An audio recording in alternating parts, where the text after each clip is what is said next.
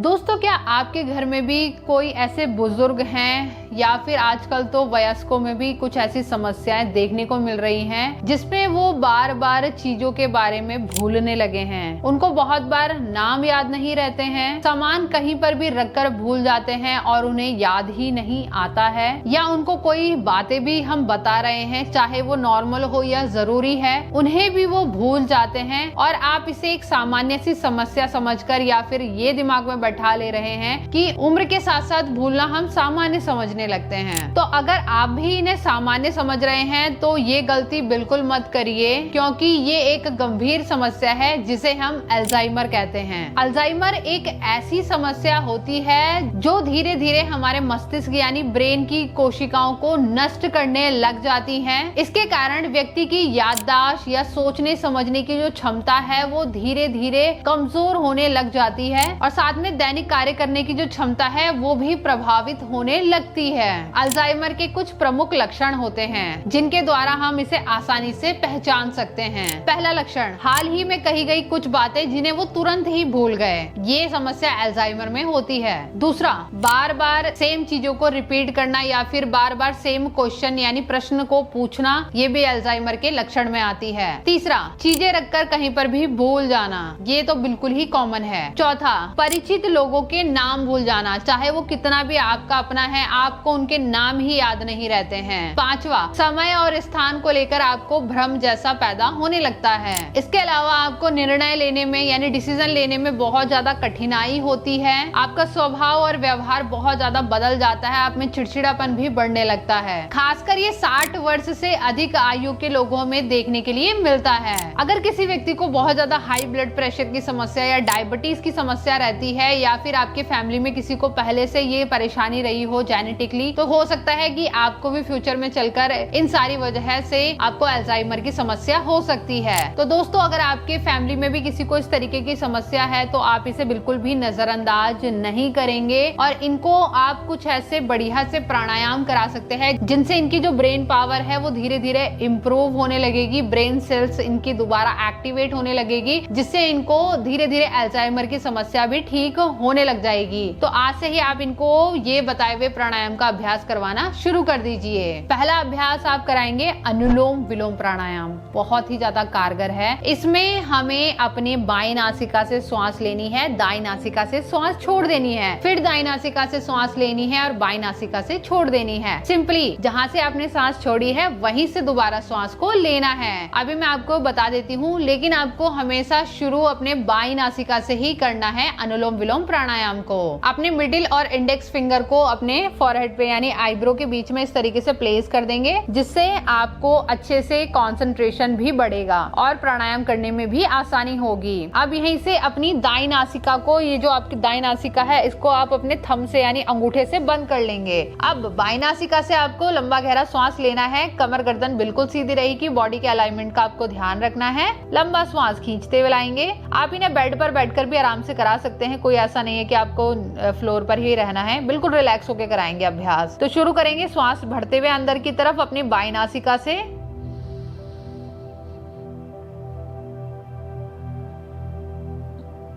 बाईं नासिका को बंद कर देंगे इस तरीके से अपने रिंग फिंगर से और दाईं नासिका से सांस को बाहर छोड़ेंगे अपना अंगूठा हटाते हुए।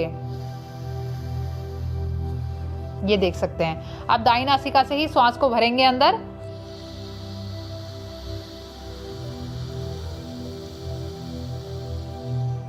दाईं नासिका बंद, बाईं नासिका से सांस छोड़ देंगे। अब बाईं नासिका से श्वास भरेंगे, बंद कर देंगे और दाईं नासिका से श्वास को छोड़ देंगे।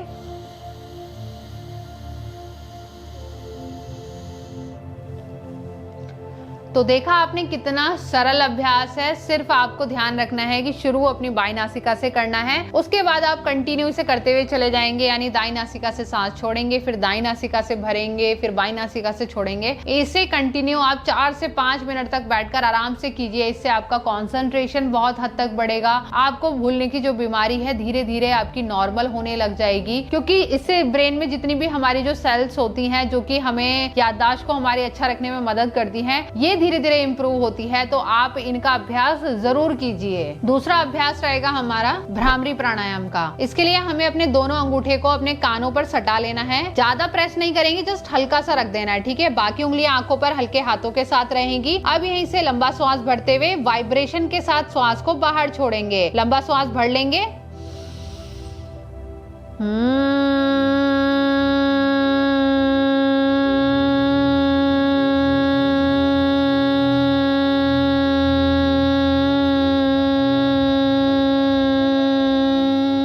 तो देखा आपने, जिस तरीके से एक भौरा गुंजन करता है उसी तरीके से आपको बीन की साउंड निकालते हुए आनी है। एक बार मैं आपको दोबारा से करके दिखाती हूँ लंबे श्वास के साथ में।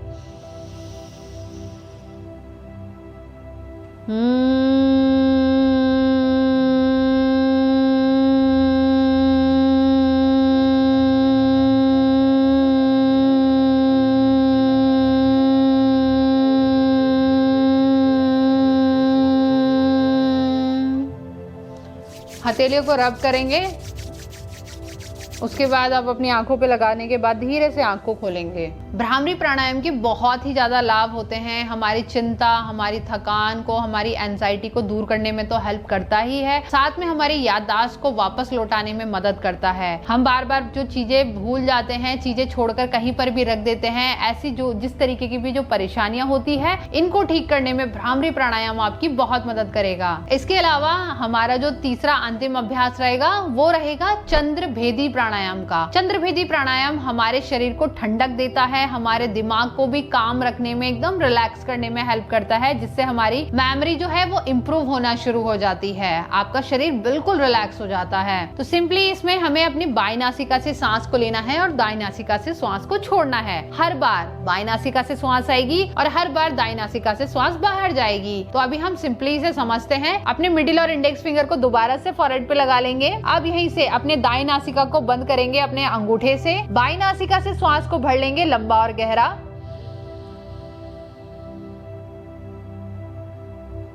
बंद कर लेंगे अपने रिंग फिंगर से अपनी बाई नासिका को और दाई नासिका से श्वास को छोड़ देंगे बाहर स्लोली। दोबारा से बाई नासिका से श्वास भरेंगे।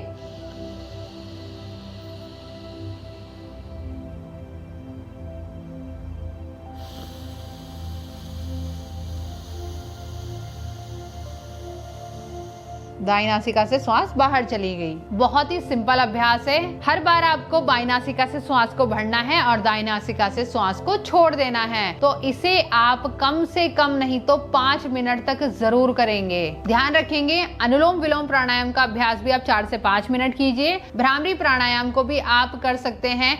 अगर आप एक बार सांस ले रहे हैं, वाइब्रेशन के साथ सांस छोड़ रहे हैं, तो आप 5 से लेकर 8 बार तक भी इसका अभ्यास कर सकते हैं। तो कुल मिला के इन तीनों अभ्यास को आप कुछ इस तरीके से करेंगे तो इसके बहुत ही ज्यादा लाभ देखने के लिए मिलेंगे। और इन्हीं के साथ कुछ जरूरी चीजों का आपको ध्यान रखना है जिससे आपकी मेमोरी इंप्रूव होने में हेल्प होगी। पहला, आप अपने परिवार के साथ ज्यादा से ज्यादा समय व्यतीत कीजिए। अपने परिजनों के साथ बैठिए, बातें कीजिए, जिनसे आपकी मेमोरी धीरे धीरे इंप्रूव होना शुरू होगी। दूसरा, किताबें पढ़िए, नई चीजें सीखिए। इससे ये होगा कि आपके ब्रेन को नए नए सिग्नल्स मिलेंगे और उसे भी कुछ नए सीखने की इच्छा धीरे धीरे होने लगेगी, जिससे आपकी जो याददाश्त है ये धीरे धीरे इंप्रूव होने लग जाएगी। इसके अलावा पजल, सुडोकू जैसे डेली बेसिस पर गेम्स खेल सकते हैं, जिससे आपकी मेमोरी इंप्रूव होगी। साथ में संतुलित आहार ग्रहण कीजिए और डेली 30 मिनट की वॉक जरूर करना। तो ये सारी चीजें मिलकर धीरे धीरे आपकी अल्जाइमर की समस्या को खत्म कर देगी। तो दोस्तों, आज का ये वीडियो आप सभी को कैसा लगा कमेंट करके जरूर बताना और ऐसे ही बढ़िया बढ़िया कमेंट्स हमको जरूर करते रहिए। बहुत ज्यादा खुशी होती है, साथ साथ में मोटिवेशन भी मिलता है। और अभी तक अगर आपने हमारे चैनल को सब्सक्राइब नहीं किया है तो जल्दी से सब्सक्राइब कर लीजिए, ताकि इसी तरीके के हेल्दी अपडेट्स आपको हमारी वीडियोस के थ्रू टाइमली मिलते रहे। तो अभी के लिए नमस्कार, जल्दी मिलते हैं अगली वीडियो के साथ में।